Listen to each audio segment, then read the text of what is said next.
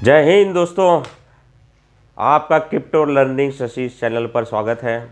आज हम लोग बात करने वाले हैं एनएफटी के बारे में। क्रिप्टो करेंसी की दुनिया में एनएफटी क्या है? नॉन फंजिबल टोकन, जिसे शॉर्टकट में एनएफटी कहा जाता है। इस एनएफटी के माध्यम से आप सैकड़ों, हजारों, लाखों, करोड़ों रुपए तक लोगों ने कमाए हैं। एनएफटी के बारे में बात करने से पहले एनएफटी है क्या, इसको हमें समझना पड़ेगा। एनएफटी में इसको हम नॉन फंजिबल टोकन कहते हैं। फंजिबल टोकन का मतलब होता है ट्रांसपेरेंट, बदलना, और नॉन का मतलब होता है नहीं, यानी ऐसी चीज जो बदली नहीं जा सकती है, उसे एनएफटी कहा जाता है। इसकी शुरुआत ब्लॉकचेन टेक्नोलॉजी से हुई, जब ट्विटर के मालिक ने करोड़ों रुपए में अपना पहला ट्वीट उन्होंने भेजा। किसी भी छोटी सी आर्ट की चीज़ का जब हम एनएफटी पर दाम देखते हैं तो हमारी आंखें फटी की फटी रह जाती हैं।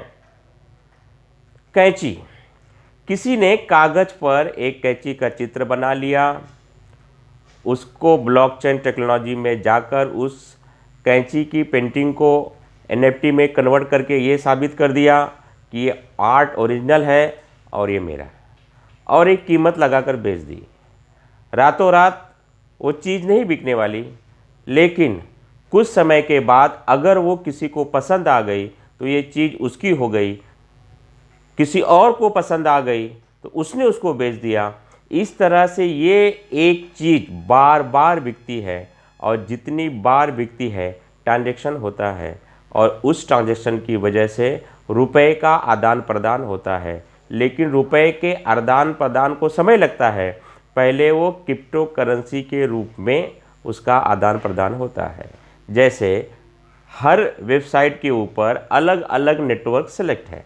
मैंने अपनी एनएफटी को बेचने के लिए अगर मैंने ऐसी वेबसाइट को चूज़ किया है जो इथेरियम को सपोर्ट करती है, तो मेरी एनएफटी इथेरियम के रूप में बिकेगी। बाद में उसे मुझे एक्सचेंज पे जाकर कन्वर्ट करके अपने बैंक अकाउंट में हम उसको ले सकते हैं। एनएफटी को सीधे शब्दों में हम बनाए ऐसे इस तरह से हम बता सकते हैं।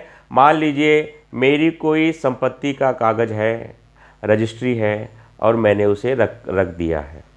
किसी ने कुछ अधिकारियों के साथ मिलकर फिर से उसकी रजिस्ट्री करा के रख ली और मुझे पता नहीं है। इस तरह की चीज़ें आज होना असंभव है, क्योंकि हर एक चीज़ ऑनलाइन है। एक उदाहरण के तौर पर मैं दे रहा हूँ कि जब तक मैं अपनी रजिस्ट्री लोगों को नहीं दिखाऊंगा, तब तक वह उस व्यक्ति की रजिस्ट्री साबित होगी, लेकिन इसमें मुझे समय लगेगा। लेकिन अगर मेरी रजिस्ट्री घर घर हो, तब कोई भी उसके अंदर कोई भी गलत काम करने जाएगा, तब लोगों को पता चल जाएगा कि अरे ओरिजिनल मालिक तो ये हैं। ठीक वैसे ही एनएफटी में भी हम देखते हैं कि बनाई हुई आर्ट को हम अगर एनएफटी के वेबसाइट पर जाकर सेल करते हैं, तो उसमें जो फर्स्ट क्रिएटर होता है, उस क्रिएटर के बारे में जानकारी हमें मिलती है। ब्लॉकचेन टेक्नोलॉजी में सबसे अच्छी खासियत ये है कि हम इस सोर्स का पता लगा सकते हैं कि पहला किसने बेचा, दूसरा किसने बेचा, तीसरा किसने बेचा, चौथा किसने बेचा। यही एक ब्लॉकचेन टेक्नोलॉजी की खासियत है। एनएफटी में हमें कुछ वेबसाइट पर रजिस्ट्रेशन करना होता है, जिस पे OpenSea.io नाम की एक वेबसाइट है, जिस पर आप फ्री में भी एनएफटी अपलोड कर सकते हैं। इसको हमें सीखना होगा। आगे के किसी एपिसोड में मैं आप लोगों को सिखाऊंगा एनएफटी कैसे क्रिएट करना है और कैसे उसे सेलिंग पर लगाना है। आप अगर एनएफटी के इतिहास को देखेंगे तो ऐसी छोटी छोटी चीज़ें उनकी कीमत लाखों और करोड़ों में है, यह जानकर बड़ा ही आश्चर्य होता है कि यह चीज़ें इतनी कीमती क्यों हो गई। वह चीज़ें इसीलिए कीमती हो गई क्योंकि वो कुछ ना कुछ यूनिक था, स्टाइल था। जैसे ताजमहल है, ताजमहल को हम रिप्लेस नहीं कर सकते, लेकिन ताजमहल की बनाई हुई पेंटिंग, उसकी खींची हुई फोटो, यह एक व्यक्ति से दूसरे व्यक्ति, तीसरे व्यक्ति, चौथे व्यक्ति और प्रिंटिंग के माध्यम से लाखों करोड़ों बार छप चुकी है और ट्रांसफरेबल है। लेकिन जो असली ताजमहल है उसे बदला नहीं जा सकता, वो वहीं पर ही है और उसके मालिक शाहजहां है, ये बात भी तय है।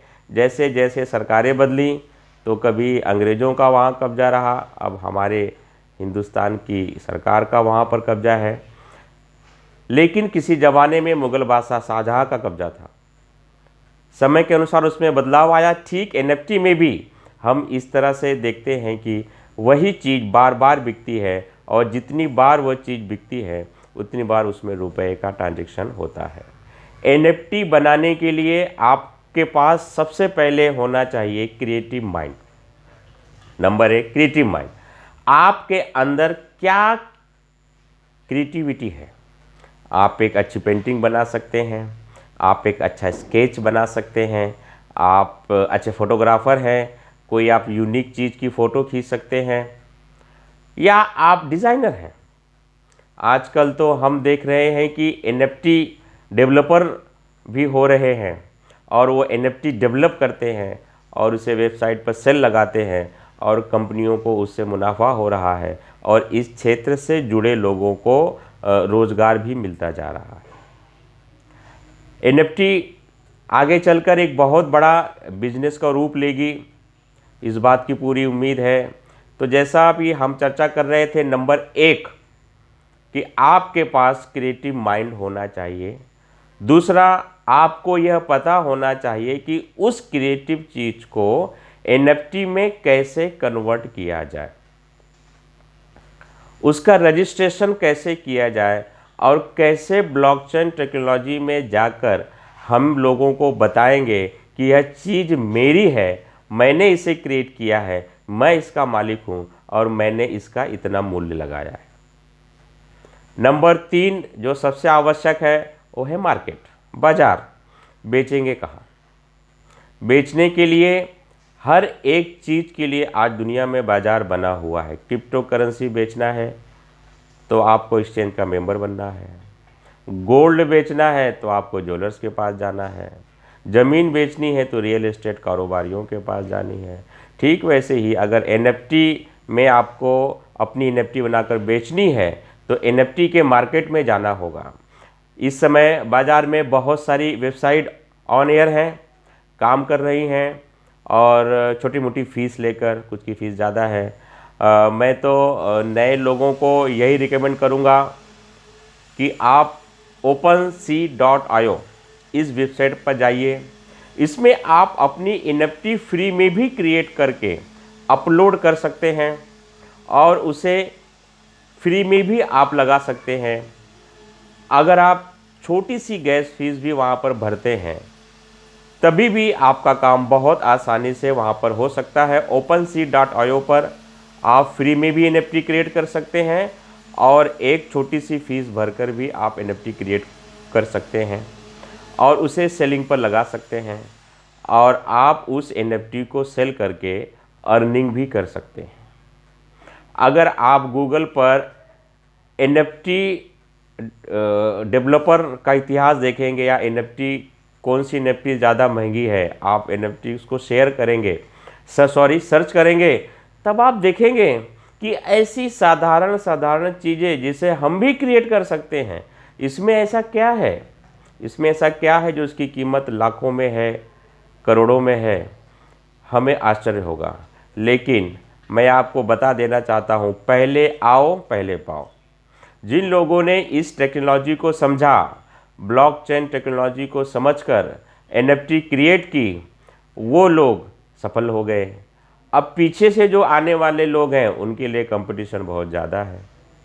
इसलिए अगर हम कोई नई एनएफटी क्रिएट करते हैं तो उसको सेल करने में हमें समस्या आ सकती है, लेकिन उसमें भी अगर हम कुछ टेक्नोलॉजी अपनाएं, कुछ टेक्निक अपनाएं, किसी थर्ड पार्टी का सहारा लें, तो हो सकता है हमारी भी एनएफटी सेल हो सकती है। एनएफटी आगे चलकर दुनिया का बहुत बड़ा बाज़ार बन भी चुका है और भी बड़ा बनेगा।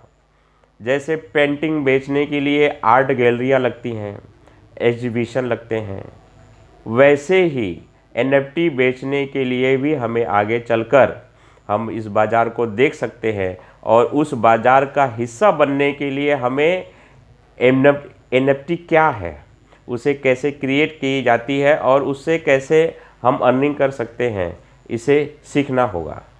आप इसकी जानकारी गूगल से भी ले सकते हैं और आगे आने वाले समय में भी हम लोग एनएफटी कैसे क्रिएट करना है, इस पर भी मैं आप लोगों को वीडियो बनाकर दिखाऊंगा, जिससे कि ज़्यादा से ज़्यादा जानकारी आप लोगों तक पहुंच सके। इन्हीं थोड़े से शब्दों के साथ मैं अपनी बात यहाँ ख़त्म करता हूँ। उम्मीद करता हूँ कि आपको एनएफटी के बारे में जो मैंने थोड़ी सी जानकारी दी है वो समझ में आई होगी। हमारे चैनल पर अगर आप नए आए हैं तो चैनल को लाइक कीजिए, सब्सक्राइब कीजिए, शेयर कीजिए। जय हिंद दोस्तों।